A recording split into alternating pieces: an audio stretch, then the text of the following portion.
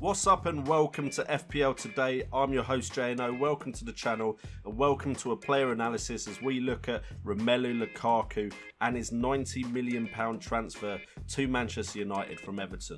But before we get into the episode, if you're a fan of FPL, consider subscribing to the channel as we do FPL content every day for 30 days. This is day number 4 at the moment. So consider subscribing to keep up to date with all the content I'm going to be putting out there, helping you guys new and old absolutely dominate your mini leagues and in the overall ranking. So today we are focusing on Romelu Lukaku, who is now the talisman for Manchester United, going to be leading the line in front of the likes of Paul Pogba, Henrik Mkhitaryan and Juan Mata, and maybe even more. We don't know who else Man United are going to get in. But at the moment, Romelu Lukaku is the only real out-and-out striker. I know Rashford and Martial can play there, but they've also played on the wings and behind the striker. Romelu Lukaku, there's no doubt about it, he plays up front and that is where you're going to play him. That bodes well because he is most likely going to start most games for Manchester United up front. That's what I'd imagine. You don't spend 90 million on a player and then rotate them. That's not really the scene thing to do. I'm excited about this transfer and I'm excited about Romelu Lukaku possibly putting on the Manchester United shirt and absolutely tearing up the league. And Manchester United has some favourable fixtures to start off the season, so I'll have a keen eye on pre-season to see what Romelu Lukaku can do in that Manchester United jersey. On this series we go over the strengths, weaknesses and style of play before going over 3 seasons to see if there's any patterns we can gather from Romelu Lukaku's past 3 seasons of football to see if he's going to be worth bringing into our fantasy Premier League sides. And we'll start off with strengths, and we're looking at dribbling, finishing and through balls as his strengths. We've all seen how clinical he can be in certain games. His weakness, defensive contribution, which is very common for a striker. I don't want him running back. Lukaku, just stay up front and score lots of goals. That's all we want as fantasy Premier League managers. Don't do anything extra.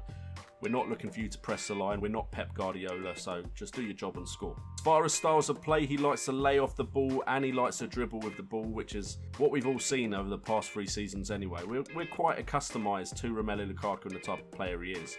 The plus side is, with a Manchester United side behind him and at Old Trafford, he could do it even more than he did at Everton potentially, which would be absolutely fantastic.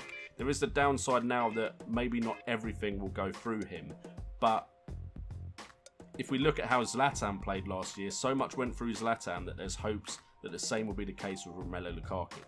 In the 2016-2017 season, which we also covered in the FPL transfer window yesterday, which you can go and check out if you want my thoughts on Anthony Rudiger and Wayne Rooney going back to Everton. We covered how many appearances he had, which was 36 with 25 goals and 6 assists. That is a great return for a striker, which is why he was in so many of our sides for so long, especially when a lot of sides were blanking last season. Shots per game was at 3 with key passes at 1.3, 6 man of the match awards and a 7.5 average rating. Great season for him, which is probably what got him this big transfer to Manchester United, to Jose Mourinho that sold him without a buyback clause for Chelsea, which now looks like really good foresight by Jose Mourinho, even though a lot of us wondered why they were selling Romelu Lukaku when they did.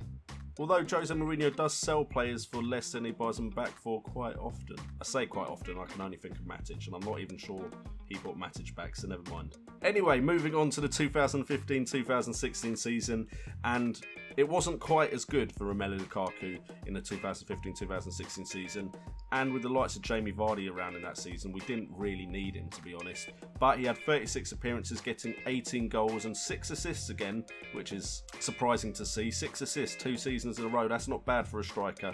Shots per game was actually up by 3.2, so he wasn't as clinical in the 2015-2016 season. His key passes was up slightly as well at 1.4. Man of the match awards he only got 4 and he got an average rating of 7.16. It's a slightly worse season there, but it's interesting to see his shots per game, key passes were higher and his assists was exactly the same. And then in the 2014-2015 season, he got 32 appearances and only 10 goals. Now that's worrying. It means we only have 1 season in the last 3 where he scored over 20 goals. It's not a bad return if he gets 18, but you'd hope at Manchester United he'd be getting more, which is what he got in 2015-16. But 10 goals and 5 assists wouldn't be enough for the kind of price that Lukaku is going to come in at on FPL. It's interesting to see 5 assists and then 6 and 6. Means he gets roughly around the same amount of assists no matter what season he's playing in. Shots per game was at 2.9, which is down on the last 2 seasons we've gone over. Key passes was also down at 1.1, and man of the match awards was at 2, and his average rating was at 6.77.